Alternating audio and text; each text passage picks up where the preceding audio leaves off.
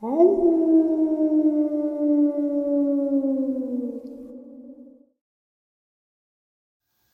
greetings and salutations, everyone. I hope everyone is still doing well, and welcome to today's bonus upload. Before we jump into it, a couple links. As many of you know, I rely on Patreon, PayPal, channel membership, and the merch to help the channel to continue to grow and go. Links to Patreon, PayPal, and channel membership is in the description below. Merch displayed directly under the video. Also, Dogman Frightening Encounters, Volume 1 through 3, the audiobook versions.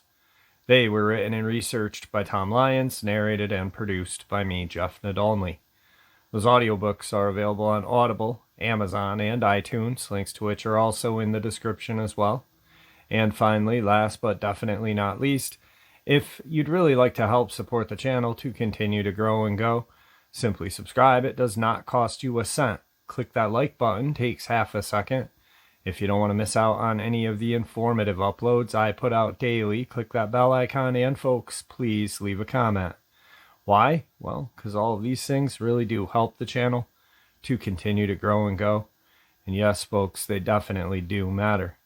Now, everyone, I have taken far too much of your time. Let's jump in to today's bonus, shall we? The first week of February is a beautiful time of year in the northern Sonoran Desert, east of Tucson, Arizona. Perfect conditions for extended mountain bike excursions into remote areas that feature stately saguaro cactus, large patches of rabbit ear and prickly pear cactus, and desert wildlife that includes javelina, red Mexican wolves, roadrunners, coyotes, and plenty of smaller animals that make full use of the mild temperatures. Another plus for this early springtime time period is that the desert's more deadly residents, such as many varieties of poisonous snake, Gila monster, and nasty bark scorpions, have yet to emerge from their winter hibernation. It was in this idyllic time period that 3 Tucson bicyclists decided to tackle the tough 17-mile-old Pueblo racecourse east of town the first week of February 2014.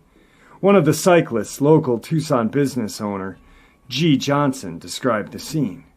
"It's a tough one. It's a 24-hour trek, so you better come prepared with more than enough food and water. There are times you just want to go back and wish you had never got there in the first place. But when you see what nature has to offer you here, well, those regrets dissipate rather quickly." The cyclists set out, and according to Johnson, when they had reached around the halfway point of the course, when they had a highly unexpected encounter that could have been part of the desert-tinged episode of The Twilight Zone. "We had been riding for about, maybe 9 hours, taking breaks every now and then. Then Michael says he needs to stop for a moment. We wait for him to finish when all of a sudden we see this long figure walking across the trail. He's maybe 6 feet tall, very, very skinny, and has an awkward gait, like a monkey or a man with a disease, almost robotic. The men were understandably startled and checked with each other if each of them were seeing what they were seeing. Then all I remember about Michael is him saying, 'What the hell is that?' or something like that. But he sounded far away. He probably used a different word instead of hell. Thing is, we had somehow walked a little towards the thing. Don't ask me why. Maybe to look at it better, not knowing what it was. The creature seemed out of place, even though it appeared to blend into the desert surroundings." Johnson continued his description of the encounter.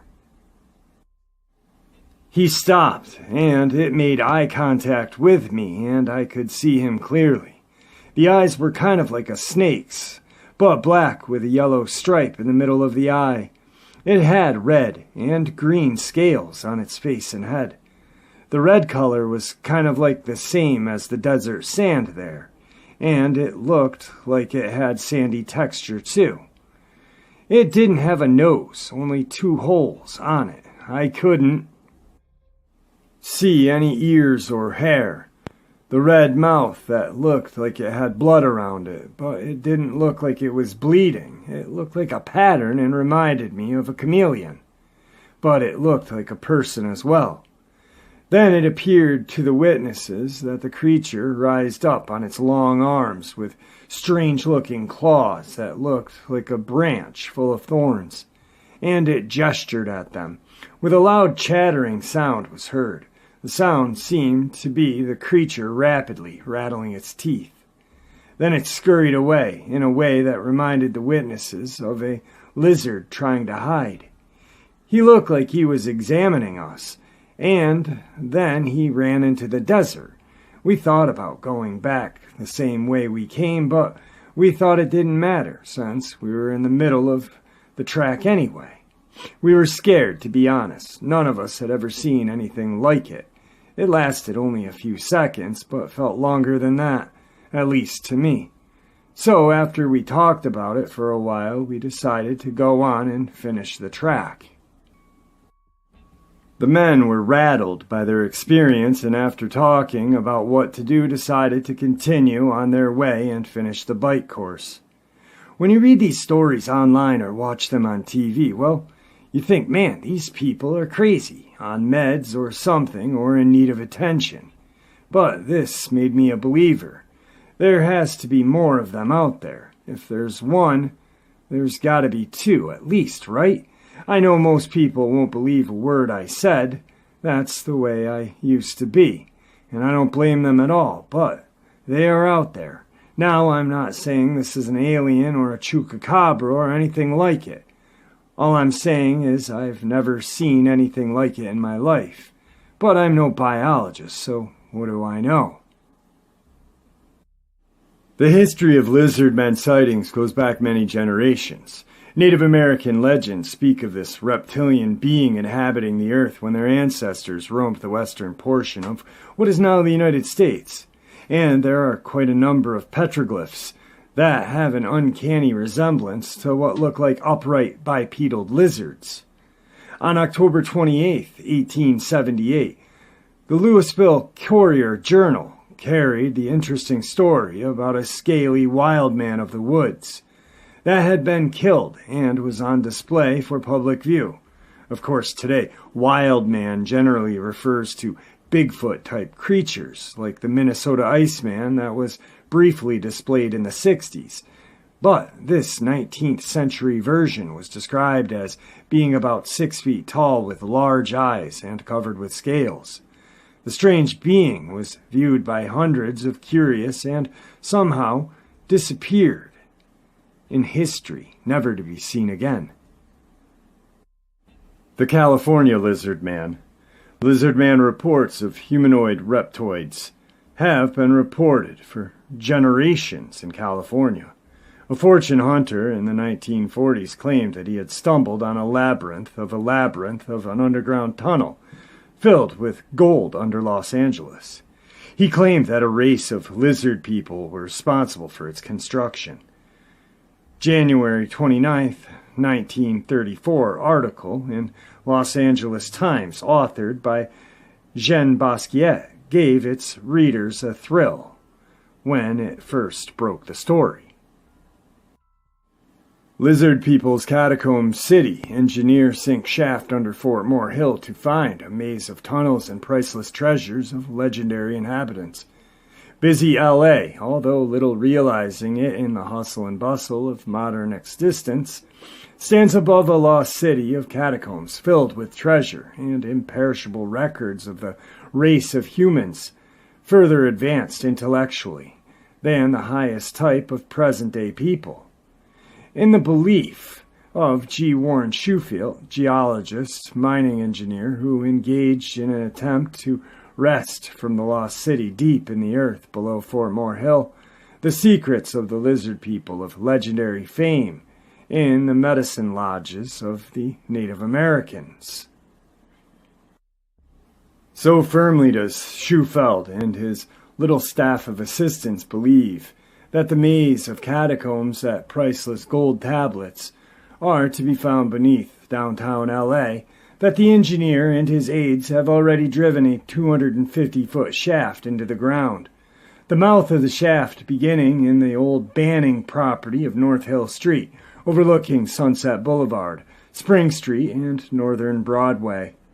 And so convinced is the engineer of the infallible of the radio X-ray perfected by him for detecting the presence of minerals and tunnels below the surface of the ground, an apparatus with which he says has been tracing patterns of the catacombs and vaults forming the lost city, that he plans to continue sending his shaft downward until he reaches a depth of 1,000 feet before discontinuing his operations. Shufelt learned of the legend of the lizard people after his radio X-ray had led him over an area extending from the public library on West 5th Street to the Southwest Museum on Museum Drive at the foot of Mount Washington. I knew I was over a pattern of tunnels, the engineer explained, and I had mapped out a course of tunnels, the position of large rooms scattered along the tunnel route, as well as a position of deposits of gold, but I couldn't understand the meaning of it. Then Shufelt was taken to Little Chief Greenleaf of the Medicine Lodge of the Hopi Indians in Arizona, whose English name is L. McLin. The Indian provided the engineer with a legend which, according to both men, dovetails exactly with what Shufelt says he had found. According to the legend as imparted to Shufelt by McCacklin, the radio X-ray has revealed the location of one of the 3 lost cities on the Pacific coast, the local one having been dug by the lizard people after the Great Catastrophe, which occurred about 5,000 years ago. This legendary catastrophe was in the form of a huge tongue of fire, which came up of the southwest, destroying all in its path. The path being several hundred miles wide, the city underground was dug as a means of escaping future fires. The lost city, dug with powerful chemicals by the lizard people instead of pick and shovel, was drained into the ocean, where its tunnels began according to the legend, the tide passing daily in and out of the lower tunnel portals and forcing air into the upper tunnels, providing ventilation, and cleansed and sanitized the lower tunnels, the legend states. Large rooms in the domes of the hill above the city of Labyrinths housed thousands of families in the manner of tall buildings, and imperishable food supplies of herb variety were stored in the catacombs to provide substance for the lizard folk for a great length of time as the next fire swept over the earth. The lizard people, the legends have it, regard the lizard as a symbol of long life. Their city is laid out like a lizard, according to the legend. Its tail to the southwest, far below 5th and Hope Streets. Its head to the northeast, at Lookout and Murata Streets. The city's key room is situated directly under South Broadway, near 2nd Street, according to Shufelt and the legend. This key room is the directory to all the parts of the city, and to all record tablets. The legend states all records were to be kept on golden tablets. 4 feet long and 14 inches wide, one of these tablets of gold having been the symbol of life to the legendary lizard people, will be found the record of history of the Mayans, and on one particular tablet, the southwest corner of which will be missing, is found the record of the origin of the human race. Shufelt stated he has taken X-ray pictures of 37 such tablets, 3 of which have their southwest corners cut off. Shufelt stated that he has taken X-ray pictures of 37 such tablets, 3 of which have their southwest corners cut off. My radio X-ray pictures of the tunnels and rooms, which are subsurface voids, and of gold pictures with perfect corners, sides, and ends, are scientific proof of their existence. Schofield said, however, the legendary story must remain speculative and unearthed by excavation. The lizard people, according to Macklin, were of a much higher type of intellectual than modern human beings. The intellectual accomplishments of their 9-year-old children were equal to those of present-day college graduates, he states. So greatly advanced scientifically were these people that in addition to perfecting a chemical solution by which they bored underground without removing any earth and rock, they also developed a cement far stronger and better than any in use of modern times, which they lined their tunnels and rooms. Other locales in California have also produced reports over the years. The following decade, in the 50s, a man driving near Riverside, California, claimed he narrowly missed hitting a lizard man crossing the road. Mount Shasta area has been the site of reports of underground dwelling lizard men. Other Southern California stories also mention human-like reptilians, including some that sound like large, upright iguanas that are often associated with caves and tunnels. There are also reports of water-dwelling lizard type that are said to live in Lake Eleanor, described as having spines running the length of their spine and an extremely shy disposition. These creatures are reported of water monsters and spiny-backed water lizards. Native American legends and some Vogger reports have also surfaced in the lower Colorado River, but no rumors have any documentation to substantiate them to my knowledge. The Black Mountain Reptilian Encounter.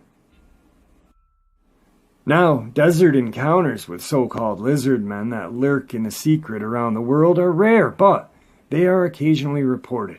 Case in point. In 1977, Sherry Hinkle lived on the outskirts of Henderson, Nevada, and she recalled a strange encounter reported by her 13-year-old son Mark and a friend who were exploring near the slopes of Black Mountain. That is home to many TV, radio, and communication towers that feed the Las Vegas region. The area is dotted with abandoned mines and caves, and the place was off limits to the boys. But boys being boys, they decided to explore the area anyway, according to Hinkle. They hiked maybe the scant 1 mile across the desert and climbed the little hills in front of Black Mountain. On the backside of one of those little hills, Mark and Harry located a cave. They had to squirm into the narrow opening and belly crawl through the cave to a larger room and turn on their small pocket flashlights. They saw a circular room, roughly 9 feet across. Near the back wall, they spotted a large, deeper hole. They found several large branches that someone had dragged a couple large branches about a mile from the closest tree and tossed the branches into the hole, creating a makeshift ladder to climb down into the lower pit. The pit was roomy, with a short annex. Occasional debris littered the rocky floor, like a tin can or two. A battered teen magazine perched on a small outcrop of rock that served as a shelf. The boys explored the main cave, then turned their attention to the short tunnel or annex and heard the sounds of voices and maybe the distant humming of machines. Intrigued by the thought of them mining nearby, the boys went deeper into the tunnel. On the far end, they found a rusty metal door, and near the door a strange metal rod. The 1-foot rod was lightweight and resembled aluminum, with a cap on one end and a few strange engravings on the other side. Startled, the boys heard the sound of guttural, harsh voices talking, and the certain sound of approaching footsteps. The boys became frightened by the strange vocalizations and hightailed it to their makeshift ladder, and headed out toward the cave entrance on the upper level. As they exited, they heard what sounded like the metal door opening, its old metal screeching. They crawled out of the tunnel opening and ran away from the cave entrance. Thinking they were safe, they breathed a sigh of relief. Without warning, they heard a loud, threatening growl. Harry and Mark looked back at the cave entrance, and to their horrified eyes they watched as a very large, greenish humanoid struggled to force his big body out of that narrow cave. The boys screamed and started running down the slope of the hill, running top speed. They didn't look back until they were near my yard. Now the two boys excitedly told Sherry of their encounter and produced the strange metal rod for her to examine. The rod was approximately 1.5 inches across, maybe a foot long, with a slight indentation at one end, and a plain gray cap on the other. I looked at the bizarre symbols engraved in the 3-inch section of the rod. It was just symbols of spirals, circles in different sizes, a few triangles, and a few unknown symbols. There were no levers or buttons, and the cap at the end didn't seem to move. The rod, with its professionally created symbols and smooth to the touch, I knew it was not a toy, but nothing I recognized. One would think that this would be the end of the encounter, but as it turns out, according to Hinkle, the lizard men wanted their rod back. After the excitement of the encounter, it was difficult to get Mark and her other 3 kids to bed. But after some convincing, they went to his bedroom to get the much-needed night's rest. Then the nightmarish events began. It must have been around 2 in the morning when Mark shook me, whispering harshly that someone was trying to get into his bedroom window. I hoped it was just a nightmare or his nerves were still on edge. Quietly, we slipped into his bedroom and listened to the sounds of scraping at the window's edge. He was not mistaken. In the light of the moon, I could make out a silhouette of head and shoulders of a man. I was alone with my 4 kids, no husband to protect us, so I grabbed my flashlight, suddenly tossing the curtains open to face this man. There was a glare from the flashlight on the window, but past the glare I could clearly see a large head with ridges on the top, other ridges on his cheekbones, and the glow of golden eyes.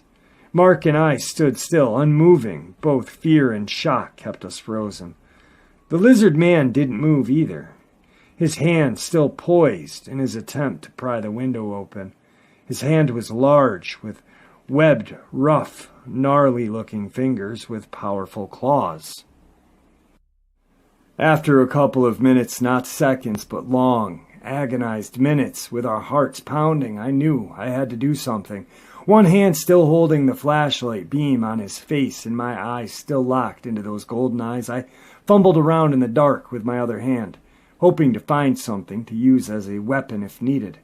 He glanced at my hand, looked back into my eyes. He turned his head a little, as if he was asking a question. He slightly opened his lipless lips, displaying 4 of his pointed teeth, and suddenly he turned and ran off into the desert. As with the vast majority of stories that feature physical evidence and accounts too strange to be believed, the frightened mother of 4 decided that the rod must be returned to the cave. Later in the morning, we decided the reason the lizard man was breaking into the house was to reclaim the metal rod. Mark and I hiked back to the cave and placed the strange rod beside the cave entrance. Of course, my first question would be, did they take any photographs or video of the rod, or attempt to shave off any of the metal for later analysis? This article doesn't mention any attempts to document their seemingly unbelievable account, but does mention hearing of other sightings of weird humanoid types in the area. We're given no dates, names, or descriptions. The Lizard Man of Scape Ore Swamp. The most sensational and well-known Lizard Man report was a series of sightings of what became known as the Lizard Man of Scape Ore Swamp, also the Lizard Man of Lee County. This East Coast version is a reptilian humanoid, thought to inhabit areas of swampland in and around Lee County, South Carolina. Some speculate that the creature also utilizes the sewers and abandoned tunnels in towns located near the swamp. The lizard man is generally described as being 7 feet tall, bipedal, and bulky, covered in dark hair and scaly lizard-like skin on its hands, feet, and face. It is said to have 3 toes on each foot and 3 fingers on each hand. The creature has an incredible degree of strength, more than capable of ripping into a car. A few witnesses have reported seeing a tail, although in the majority of cases a tail was not seen. Texas crypto hunter and researcher Lyle Blackburn has recently published an excellent book on the skateboard swamp lizard man of South Carolina titled Lizard Man that details the various sightings and encounters of the strange reptilian being. The first official sighting of the creature was made by Christopher Davis, a 17-year-old, who claimed he encountered the creature while driving home from work late at night on June 29, 1988. Davis had stopped on the road bordering Skateboard Swamp in order to change a tire, and as he was finishing, he heard a thumping noise from behind him. Turned around to see the frightening-looking creature running at him. He said the creature tried to grab at the car and then jumped on the roof as he tried to drive away. Davis swerved from side to side in effort to throw it off the top of the car, but the creature managed to hang on for a distance. When he returned home, Davis found that his side view mirror was damaged and scratch marks was found on the roof. I looked back and saw something running across the field towards me. It was about 25 yards away, and I saw red, glowing eyes. I ran into the car, and as I locked it, the thing grabbed the door handle. I could see him from the neck down. The 3 big fingers, long black nails, and green rough skin. It was strong and angry. I looked in my mirror and saw a blur of green running. I could see his toes, and then he jumped on the roof of my car. I thought I heard a grunt, and then I could see his fingers through the side front windshield, where they curled around the roof. I sped up and swerved to shake the creature off. Davis went to the Lee County Sheriff's Office July 16, 1988, and filed a report with Sheriff Liston Truesdale after hearing of another similar encounter that had been reported.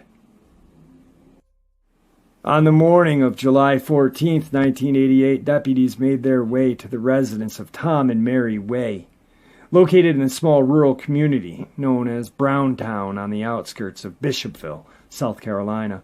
The couple showed the officers the vehicle they claimed had been mauled.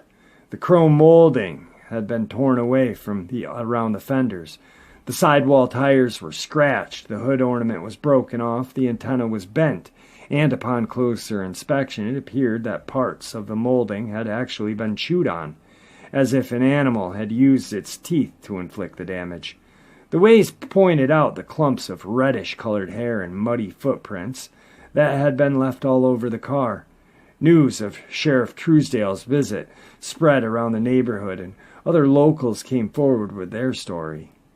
Truesdale told reporters later, "While we are looking over the situation, we learned that people in Browntown community had been seeing a strange creature about 7 feet tall with red eyes.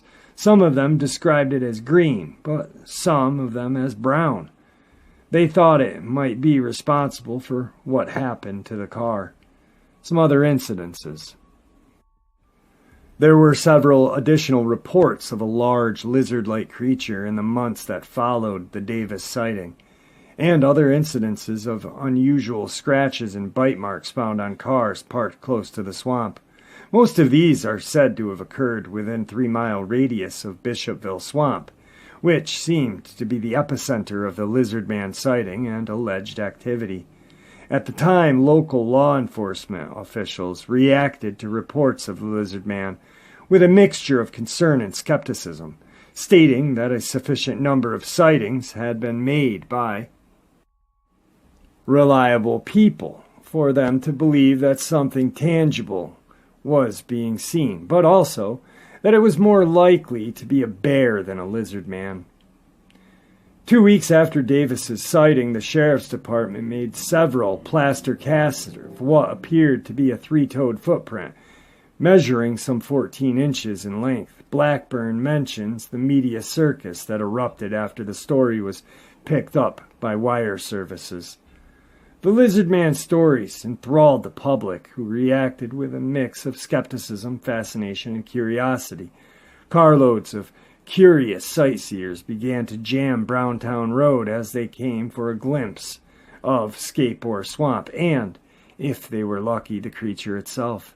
Traffic on the road was steadily from the morning to midnight, something local woodsmen say is a direct result of the sightings. The Item newspaper reported on July 20th, 1988, to make things worse, the WCOS-FM radio station out of Columbia offered $1 million reward to anyone who could bring in the lizard thing alive. This not only attracted more outside attention, it also brought in scores of would-be hunters, who were often armed and dangerous. According to the Item article, 4 local friends, each about 20 years old, brought rifles and trucks to the bridge in effort to do a little sightseeing and maybe collect the reward. When asked if he would try to spare the creature and thus meet the main requirement of collecting the money, Tony White replied, "Damn straight, I wouldn't have to work a day in my life." Reporters, television crews, and photographers also began frequenting the area in growing numbers. As they fished for the Lizard Man, information from locals and shot rolls off of film to accompany their articles and features. The July 20th edition of the Press Courier reported, "The swamp was swamped with TV crews and other curious people hoping to catch a glimpse of the creature." Blackburn is still puzzled about these reptilian human sightings, and in his book Lizard Man mentions the possibility of these sightings may somehow be related to the swamp apes or Bigfoot. Beyond the standard explanations that perpetually swirl around most cryptid sightings, other more fantastic theories have been proposed by researchers for these Lizard Man cases. These are not specific to the Bishopville Lizardmen. Rather, they are intended to account for any and all scaly or otherwise reptilian humanoids.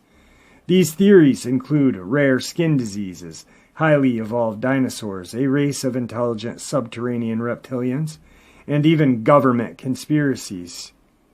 Some of these may seem extreme in what many consider to be purely cryptozoological case, but perhaps this is due in part to the very concept of the Lizard Man, one that defies the basic rules of biology. It's not a stretch to theorize that Bigfoot, if real, is simply an undocumented humanoid, sharing traits of both ape and man, since it is presumably a creature that could naturally occur in nature. But if a Lizard Man possesses traits of both human and reptile, then this becomes more difficult to rationalize. And there you have it, folks. I hope you all enjoyed today's bonus as much as I enjoyed sharing it with you. If this is the first video that you are catching today, I do recommend going and checking out today's first upload of the day. Montana Department of Homeland Security and a kind of black ops kill team go and retrieve 2 dead hikers. It is just an absolutely terrifying experience shared with me over a course of 3 days. I'd like to thank you all for supporting the channel. It is your support, after all, that keeps this channel growing and going, and what gives folks like us a chance and a place to share our experiences and theories judgment-free, just simply treated with the respect that we all deserve. Everyone, please stay safe, happy, healthy, and ever vigilant, keeping an eye on our children, pets, family, and friends. These creatures are real. They are out there and dangerous. Share this information with those you love and care about, and it may just help save their lives someday. And until next time, never stop asking questions, never stop searching for the truth, and God bless.